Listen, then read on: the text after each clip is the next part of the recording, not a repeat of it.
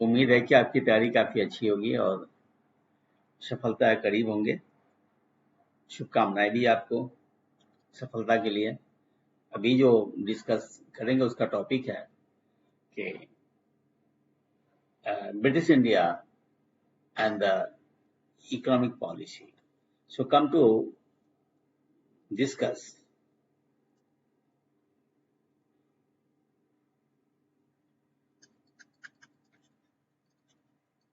economic policy of British rule in India during 757 to 1947। 1757 के बीच में 1757 से 1947 के बीच में जो ब्रिटिश का जो आर्थिक नीति रही है उसका क्या क्या क्या आर्थिक नीति है और क्या क्या इम्पैक्ट पड़ा, इस पे ही चर्चा करें हम लोग। ठीक है, चलिए देखते हैं हम लोग। तो पहली बात यह है कि मैं बता दूं इस संबंध में कि जो खास बात यह है कि जो हमारी इंडिजिनस इकोनॉमी जो थी वो है सेल्फ रिलायंट था, आत्मनिर्भर था। वो फिर रूपांतरित हो गया था, जो हमारी जो ट्रेडिशनल इकोनॉमी थी और फिर कॉलोनियल रूल में वो रूपांतरित हुआ था। ये तो सेल्फ सफिशिएंट और रिलायंट भी कह सकते हैं।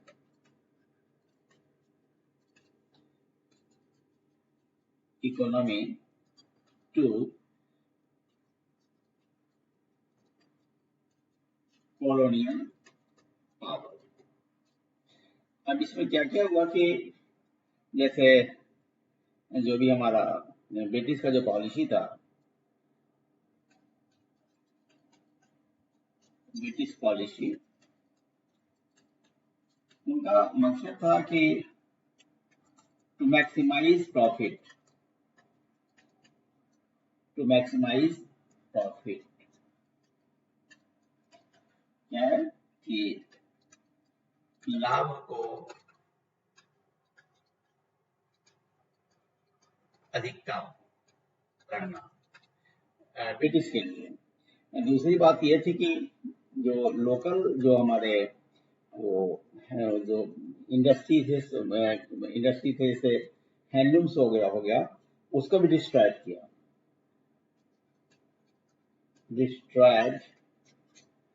डिस्ट्रॉयड लोकल हैंडलूम, जो भी छोटे छोटे कुटीर उद्योग थे, लघु उद्योग थे, उसको डिस्ट्रॉय करना। फिर क्या है कि एग्रीकल्चर जो पॉलिसी तो ये थी कि एग्रीकल्चर फॉर कॉमर्स, मतलब ऐसी फसलों को प्लांट करना, ग्रो करना जिससे कि वो कैश क्रॉप्स हो। मतलब कहने का अर्थ हुआ कि जो भी हमारा जो खाद्य जो अनाज हुए, ये हमारा धान, गेहूं, इसके उत्पादन को छोड़ करके कैश क्रॉप्स तरफ ज्यादा ये था, जिसमें जैसे इंडिगो हुआ, जूट हुआ, कॉटन हुआ। तो उस ओर जो है वो ज्यादा ये था कि ये करना, ध्यान देना। जैसे जूट हुआ, कॉटन हुआ, इंडिगो हुआ, इस पर ज्यादा ध्यान था। ठीक है, जो हमारा फूड क्रॉप्स था वो इग्नोर्ड था, उपेक्षित था।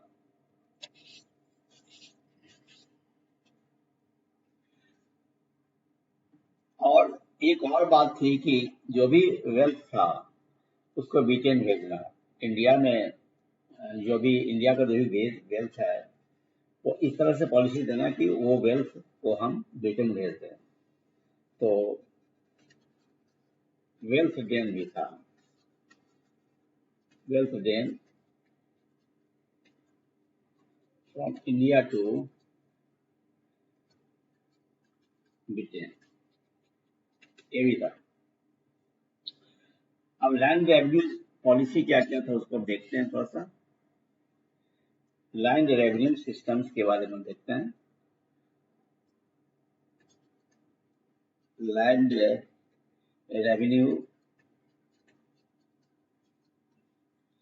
पॉलिसी, लैंड रेवेन्यू पॉलिसी में था एक कि परमानेंट सेटलमेंट, इसका अस्थायी बंदोबस्त भी बोलते हैं, परमानेंट सेटलमेंट। ये 1793 का है और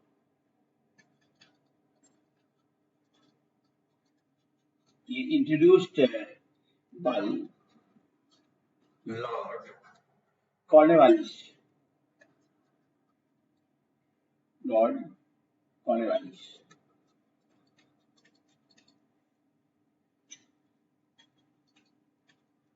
इन बंगाल,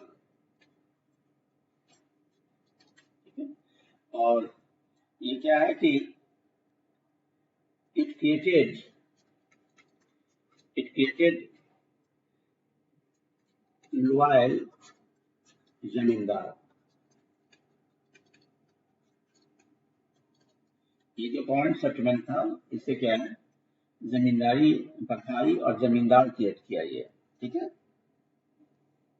और ये जमींदार जो थे, इनका काम था कि जो पीजेंट्स थे उनको क्रॉस करना, ठीक है। तो एक्विस्ड पीजेंट्स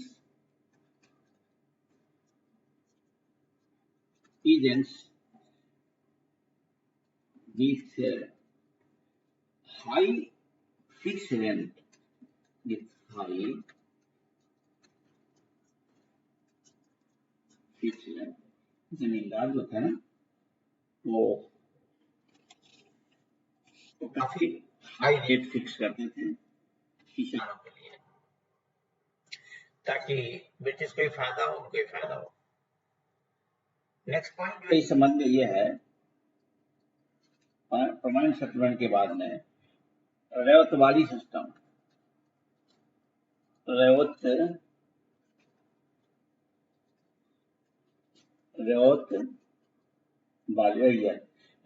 सिस्टम, ये क्या है कि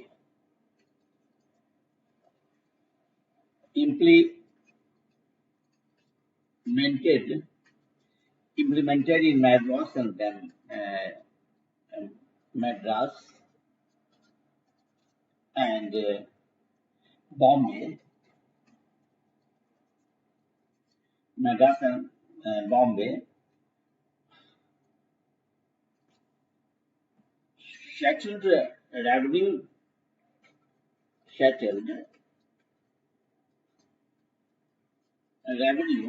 directly with the cultivator, directed, जिसको मलैयत बोलते हैं किसान,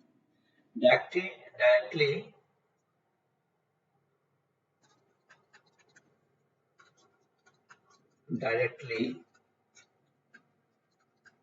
with the cultivators, जो कल्टिवेटर्स थे उनके साथ डायरेक्ट वो सेटलमेंट किया गया। लेकिन इसमें क्या था कि रेंट बहुत ज्यादा था, ठीक है, और आर्बिट्रेरी भी था, but very high rent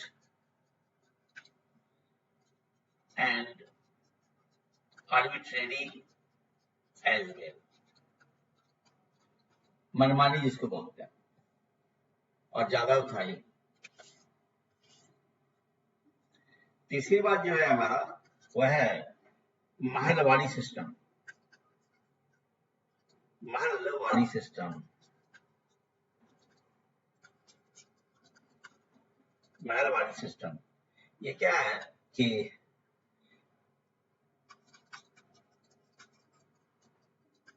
implemented in northwest India,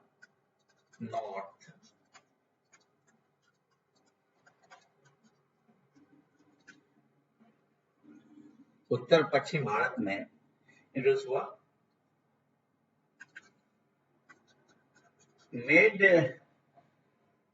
made village communities of the landlords, village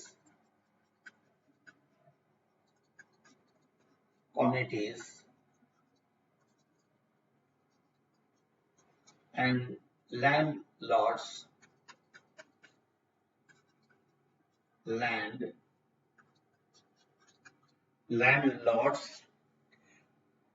jointly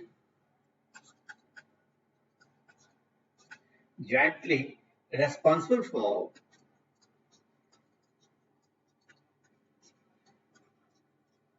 for collecting taxes.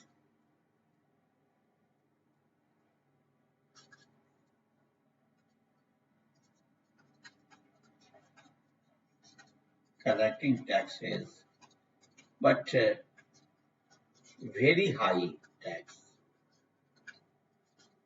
ठीक है, इसमें क्या देखा आपने कि इसमें रेंट बहुत ज्यादा था, टैक्स वेरी हाई था, लेकिन रेस्पॉन्सिबल जो दोनों थे हमारा जो ग्रामीण समुदाय थे और लैंडलॉर्ड्स,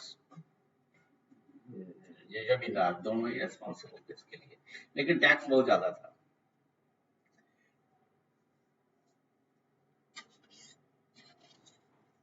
नेक्स्ट जो बातें आती है वो है हमारा ट्रेड एंड डी ट्रेड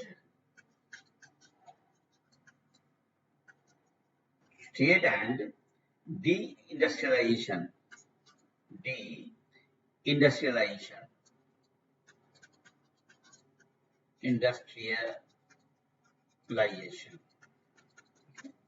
अब इसमें क्या था कि पहली बात इसमें है कि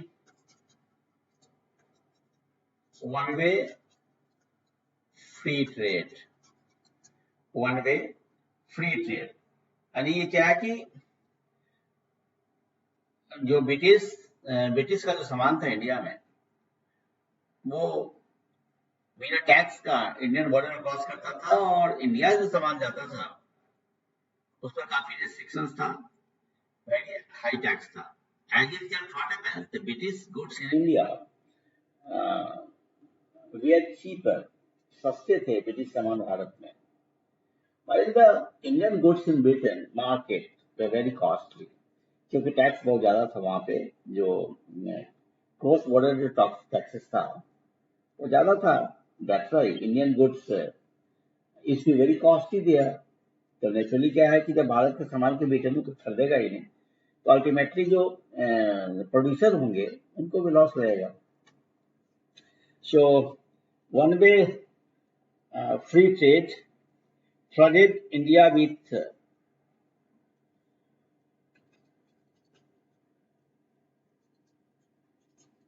flooded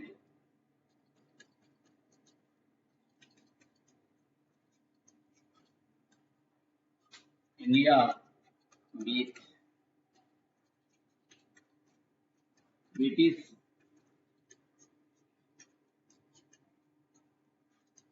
cheap goods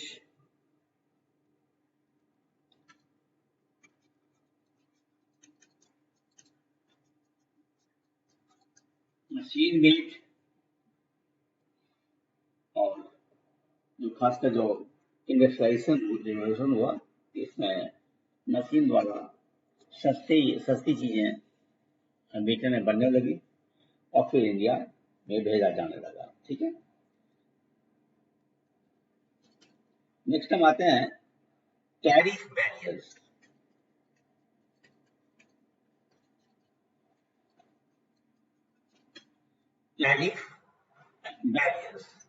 Imposed heavy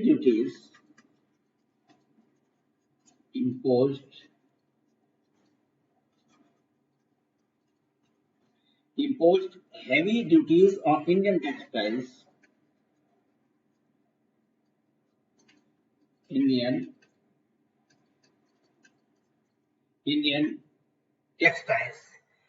entering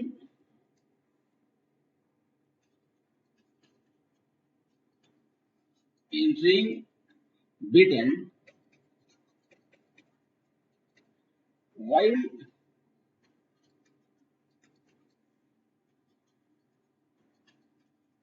making goods,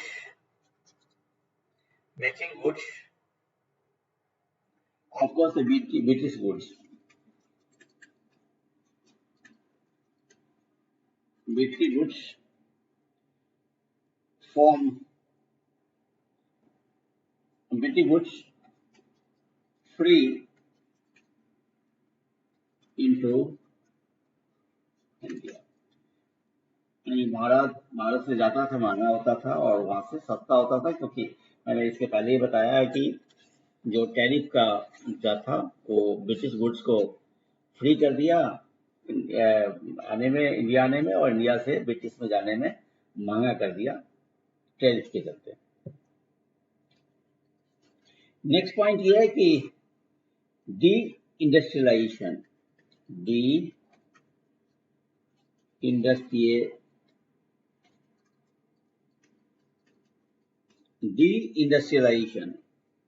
मैंने पहले भी कहा था कि the British ruined traditional Indian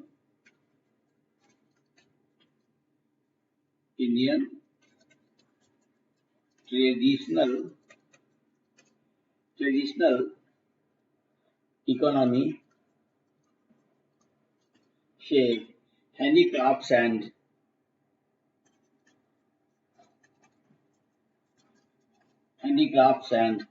weaving community, कहिए या ग्रुप्स कहिए,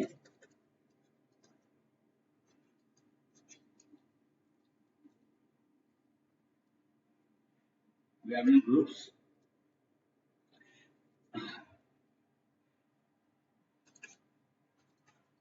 this forced millions of Indian craft and indigenous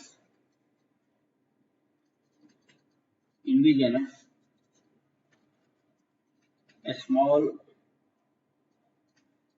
scale cottage industry to close or turn dysfunctional। तो इस तरीके का रिजल्ट ये हुआ कि हमारी जो इकोनॉमी हुई वो काफी डिस्टर्ब हो गया, खत्म हो गया। अब प्रकाश डालते हैं नेक्स्ट पॉइंट पर, agriculture and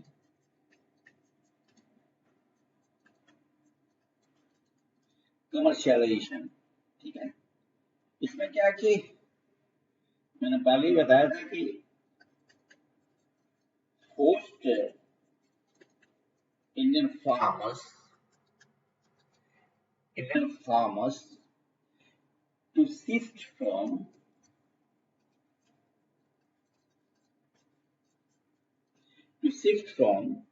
growing food crops to cultivation of cash crops। ये पहले ही मैंने बताया था आपको, कैश क्रॉप्स लाइक इंडिगो हुआ, नील की खेती, फिर हमारा कॉटन हुआ, जूट हुआ, ओपियम हुआ, और ये क्या हुआ फॉर ब्रिटिश फैक्ट्रीज था, सारे के सारे के जो यूज होता था for British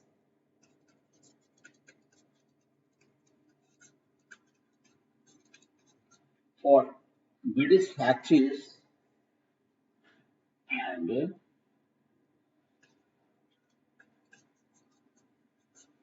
foreign trade. Next क्या हुआ हमारा कि जो भी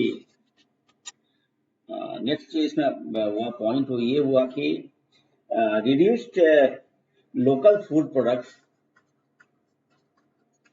रिड्यूस्ड लोकल फूड प्रोडक्ट्स, खाने का जो अनाज था, लोकल फूड प्रोडक्शन या फूड ग्रोइंग,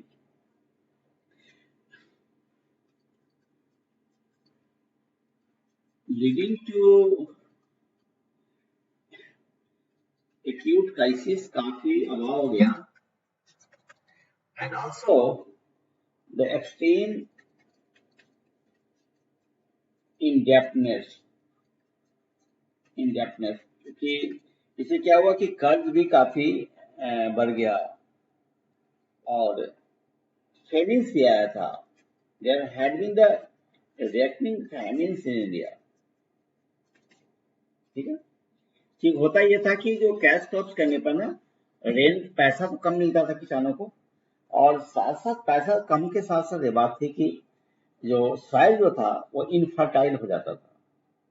याद रखिएगा, तो कैश क्रॉप्स में क्या था कि farmers they are forced to get the low prices for their produce and also the soil tend to be infertile. अब आते हैं infrastructure and the drain of wealth की पर चर्चा करते हैं. इंफ्रास्ट्रक्चर एंड वेल्थ ड्रेन की बात करते हैं. ठीक है, ये जैसे एक माइंड में बताऊं कि रेलवे, ठीक है, बाद में इंडियन के फायदा हुआ, लेकिन primarily they were motivated for their own benefits. So railways 18 first जो रेलवे था और ट्रेन था फ्रॉम बॉम्बे टू थाने की बात थी. तो अब रेलवे 1853 में जब ब्रिटिश का जब एडवेंट हुआ ब्रिटिश के द्वारा इंडिया में, तो क्या हुआ कि इसका मकसद था built primarily for British for the Englishman. क्योंकि ये क्या था कि यहाँ पर जो रॉ मटेरियल्स था, कच्चा माल था, और ट्रेन के through transported to England. Okay, और फिर ब्रिटिश मैन्युफैक्चर्ड गुड्स इंडिया आ सके, रॉ मटेरियल्स इंडिया से ब्रिटिश में जाए, और जो furnish good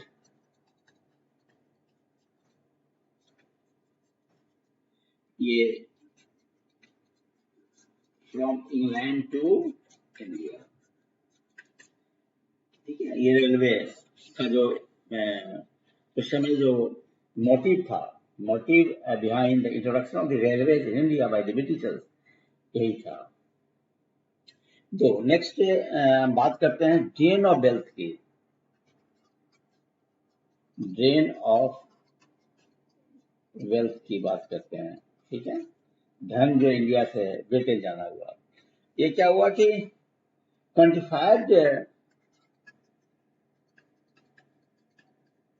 quantified bye leaders. आप जानते होंगे कि दादा भाई नारोजी, उन्होंने किताब भी लिखा था वेल्थ ड्रेन, दादा भाई नारोजी.